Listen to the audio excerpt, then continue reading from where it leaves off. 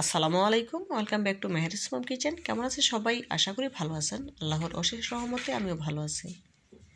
বন্ধুরা, ফিরে এলাম নতুন আরও একটি রেসিপি নিয়ে। আজ আপনাদের তৈরি করে দেখাবো বউ সুন্দরী বা খিরসা পাটিসাপটা পিঠা। আশা করি রেসিপিটা আপনাদের ভালো লাগবে। তো বন্ধুরা, না টেনে পুরো ভিডিও জুড়ে সাথে থাকার অনুরোধ রইল। চলুন মূল প্রিপারেশনে যাওয়া যাক। খিরসা পাটিসাপটা তৈরি করার জন্য প্রথমে ব্যাটার তৈরি করে নেব। এখানে একটি মিক্সিং বলে নিয়ে নিলাম মেজারমেন্ট কাপের 2 কাপ আতপ চালের গুঁড়া, 1 কাপ ময়দা, কোয়ার্টার কাপ গুঁড়া দুধ, 2 টেবিল চামচ চিনি, হাফ চা চামচ লবণ। এখন হ্যান্ড উইক্সের সাহায্যে সবগুলো উপকরণ খুব ভালোভাবে নেড়ে মিশিয়ে নেব।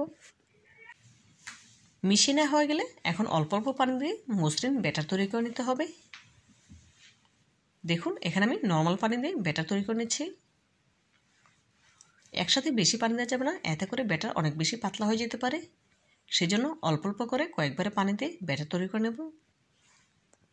তো বন্ধুরা, ভিডিওর এই পর্যায়ে আপনাদের কাছে ছোট্ট একটি রিকোয়েস্ট রইল, যারা এখনও পর্যন্ত আমার ভিডিওটি দেখছেন একটি লাইক দিতে ভুলে গিয়েছেন, প্লিজ একটি লাইক দিয়ে ভিডিওটি কন্টিনিউ করবেন।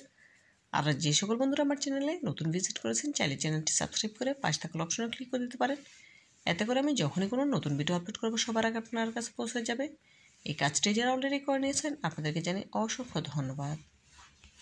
দেখুন বন্ধুরা, কয়েকবার অল্প অল্প পানি দিয়ে মসৃণ ব্যাটার তৈরি করে নিয়েছি। এখন আপনাদের ব্যাটারের ঘনত্ব দেখিয়ে দেবো। দেখেই বুঝতে পারছেন ব্যাটারের ঘনত্ব কেমন হয়েছে। একদম পাতলা করে ব্যাটার তৈরি করে নিয়েছি। এখন রেস্ট রেখে দেবো 20 মিনিটের জন্য। ফিরছি 20 মিনিট পর। এই 20 মিনিটে খিরসাটা তৈরি করে নেব। সেই জন্য চুলে একটি প্যান বসিয়ে নিয়েছি।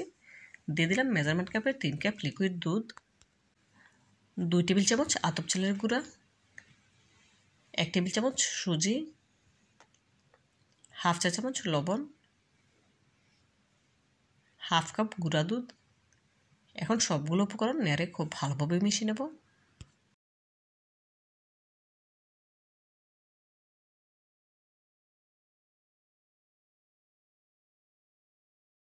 মিশিয়ে নেওয়া হয়ে গেলে এখন গ্যাসের ফ্লেম অন করে দিয়েছি। স্প্যাচুলার সাহায্যে নেড়ে নেব। ফ্লেভারের জন্য 1 চিমটি পরিমাণ এলাচ পাউডার দেব। আপনাদের হাতের কাছে এলাচ পাউডার না থাকলে আপনারা 2টি আস্ত এলাচ ব্যবহার করতে পারেন, এতে করে খুব সুন্দর ফ্লেভার আসবে। অনবরত নেড়ে রেখে খিরসাটা তৈরি করে নিতে হবে। যেহেতু দুধের সাথে পাউডার দুধ আর চালের গুঁড়া আছে, সেজন্য খুব সহজেই প্যানের তলা জমে যাবে। সেজন্য নাড়া বন্ধ করা যাবে না। খিরসাটা যখন কিছুটা ঘন হয়ে এসেছে, এই পর্যায়ের সাথে অ্যাড করে দিয়েছি 1/3 কাপ খেজুরের গুড়। খেজুরের গুড় দিয়ে খিরসাটা তৈরি করলে খেতে খুবই সুস্বাদু হয়। দেখুন, অনবরত নেড়েচেড়ে খিরসাটা তৈরি করে নিচ্ছে। এই পর্যায়ে খিরসাটা কিন্তু আরও অনেকটাই ঘন হয়ে এসেছে, দেখেই বুঝতে পারছেন। নাড়া কোনোভাবেই বন্ধ করছি না।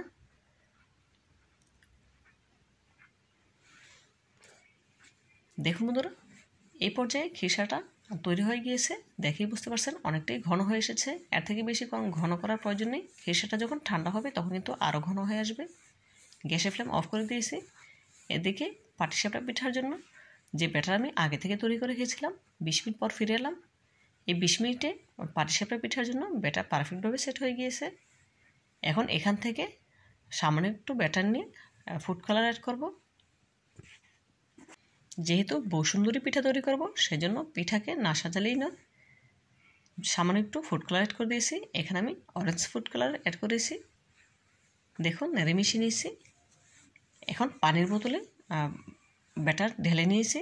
দেখুন, বোতলের মুখা একটু ছিদ্র করে নিয়েছি। চুলে আগে থেকে একটি প্যান বসিয়ে গরম করে নিয়েছি। সামনে একটু তেল ব্রাশ করে নিলাম। এখন যে ফুড কালার মিশ্রিত ব্যাটার বোতলে নিয়েছিলাম, সেটা দিয়ে একটু ঘুরে দিয়ে দিয়েছি। দেখে বুঝতে পারছেন। তার উপর থেকে পাটিসাপটা ব্যাটার দিয়ে দিলাম। প্যানের হাতল ধরে একটু ঘোরালেই দেখুন খুব সুন্দর রুটির মতো হয়ে যাচ্ছে। দেখে বুঝতে পারছেন আমি কাজটি কীভাবে করে নিচ্ছি। পাটিসাপটা পিঠা তৈরি করা একদম সহজ, খেতে কিন্তু খুবই সুস্বাদু। গ্যাসের ফ্লেম লোতে রেখে 1 মিনিটের মতো রেখে দিয়েছি। দেখুন, রুটিটা আমার হয়ে গিয়েছে। এখন উপর থেকে যে পুরটা আমি আগে থেকে তৈরি করে রেখেছিলাম, সে পুরটা দিয়ে দিচ্ছি এক সাইডের দিকে। এখন স্প্যাচুলার সাহায্যে মুড়িয়ে নিচ্ছি।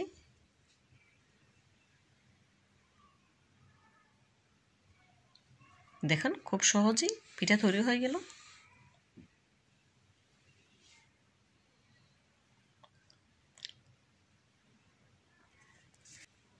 এভাবে করে কয়েকটি ভাঁজ দিয়ে নিচ্ছি। দেখে বুঝতে পারছেন কাজটা আমি কীভাবে করে নিয়েছি। একটি পিঠা তৈরি হয়ে গিয়েছে। এইভাবে করে একই প্রসেসে সবগুলো পিঠা তৈরি করে নেব। সবগুলো বউ সুন্দরী বা খিরসা পাটিসাপটার পিঠা তৈরি হয়ে গিয়েছে। দেখেই বুঝতে পারছেন মাশাআল্লাহ পিঠাগুলো দেখতে কতটা সুন্দর এবং লোভনীয় হয়েছে। দেখতে যতটা সুন্দর হয়েছে খেতে তার থেকেও অনেক বেশি মজার ছিল। দেখুন বন্ধুরা একটি পিঠা আপনাদের ভেঙে দেখাচ্ছি। দেখুন মাশাআল্লাহ কতটা সুন্দর এবং লোভনীয় লাগছে। তো বন্ধুরা আজকের মতো বিদায় নিচ্ছি। দেখা হবে নতুন কোনো রেসিপিতে। ভালো থাকবে সবাই। আল্লাহ হাফেজ।